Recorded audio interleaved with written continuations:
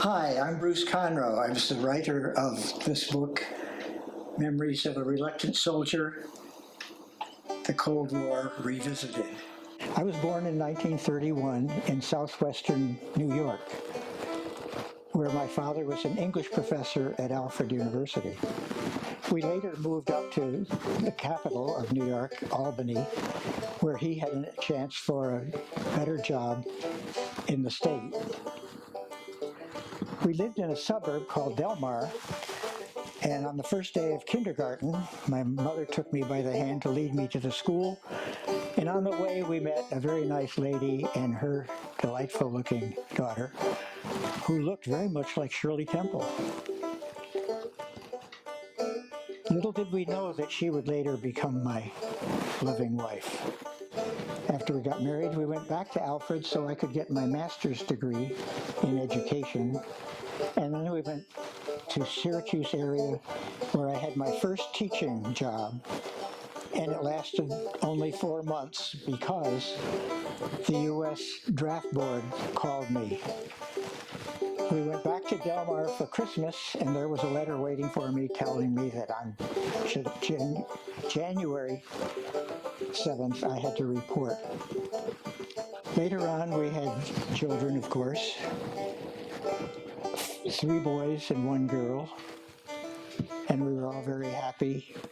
After I was through with the Army and we came back, I went back to teach high school math, and then I became a guidance counselor for high school students, and helping them choose college led me to believe a college town might be a nice place to raise 4 children.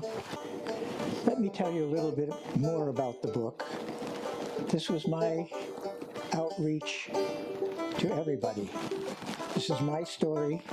It's quite different, but it helps people to hear about the comings and goings of people in the U.S. Army. So in short, the book is done. It really was about a reluctant soldier. I didn't want this piece of my life, but it worked out rather well. I think people will enjoy it if they like to read about military people, and especially a reluctant one. I did not want to be drafted, but there I was.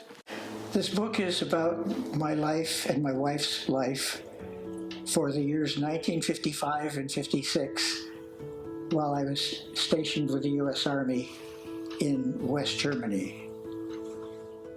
It goes into great detail about our living and about the military and about the great experiences that we had there. When I retired at the age of 55, I decided I had plenty of time to do such things as writing. And also I had a lot of stories to tell the children and grandchildren, so why not put them on paper and thus in a book. I also put that together with the fact that we had told a lot of people stories of things that happened to us during the 2 years that I was in the Army. And it worked out very successfully, and we hope you enjoy it. This all started with my meeting a beautiful little 5-year-old girl on the first day of kindergarten in 1936. As we walked to school, she looked like Shirley Temple, and we just enjoyed each other from that day on.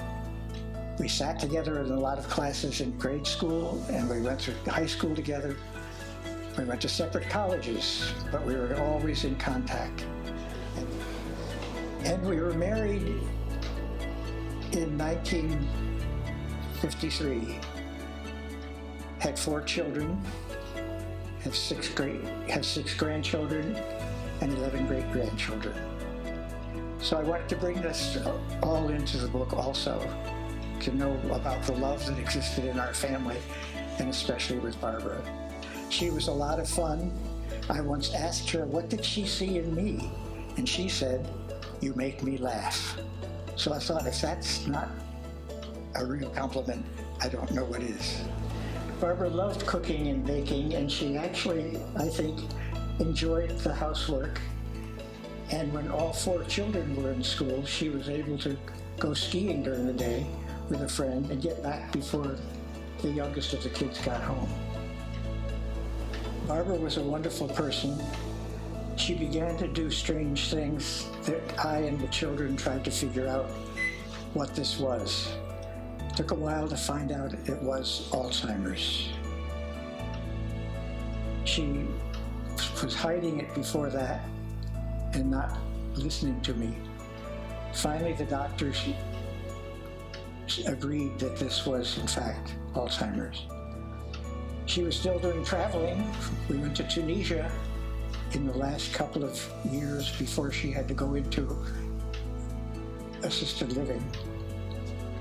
And then she had done a few more years and passed away at the age of 82.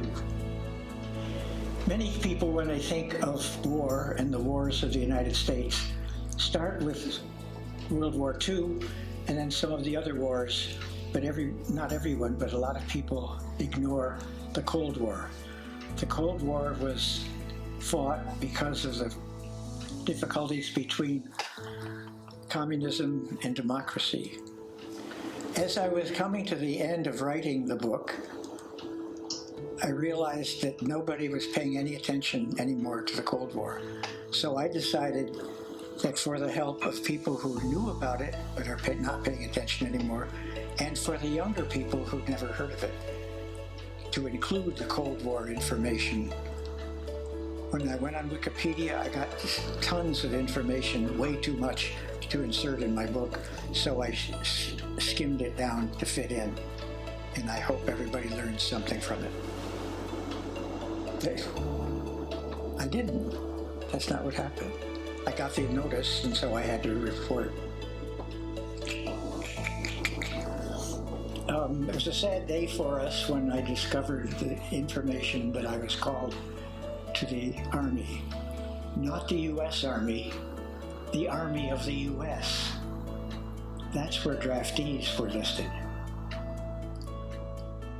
Didn't like it at first, and then I realized you have to do it. They were still drafting people up to age 26, and I was 23. And I thought, well, my brother had been in the Army ahead of me as an enlisted man, so why can't I do this? And Barbara went along with me on everything. Even though we had to pack up what little furniture we had, we still didn't have children yet at that point. The training is always in 2 sessions, 8 weeks for first and 8 more weeks after that, after you have a break in between. Everything is very tight and very do what they tell you or you're in trouble. And a lot of the young guys tried to fight against some of that. They didn't realize they're teaching you how to save your life. You follow the directions of your captain, or you're in big trouble in many ways. Possibly death, you don't know. You have to be able to respond the right way.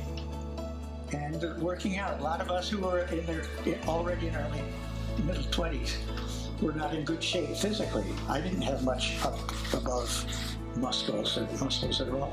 I did after we got through basic training. Mine were in New Jersey first and then Texas.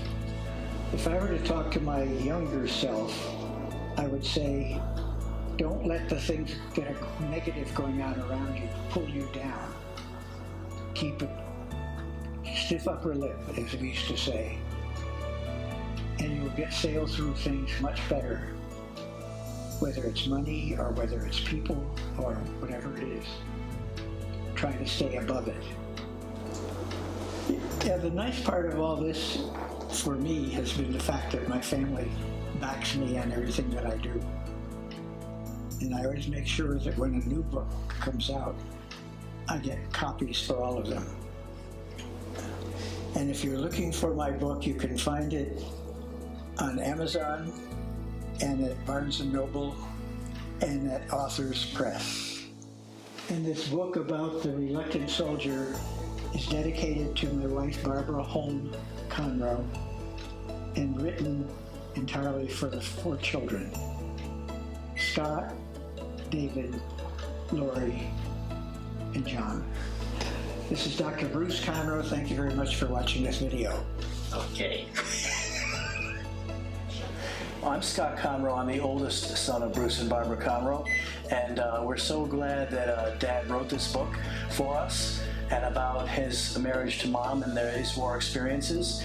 We're a family of readers and writers. He and Mom always encouraged that, and we're very grateful, I think, myself and my siblings, and we encourage you to share his story, to read his story, and to find it online. Dad, thank you so much for writing this book. The story of you and Mom is so inspiring, and I mean that seriously. How many love stories are there like that out there? You've done so much for us over the years, the both of you.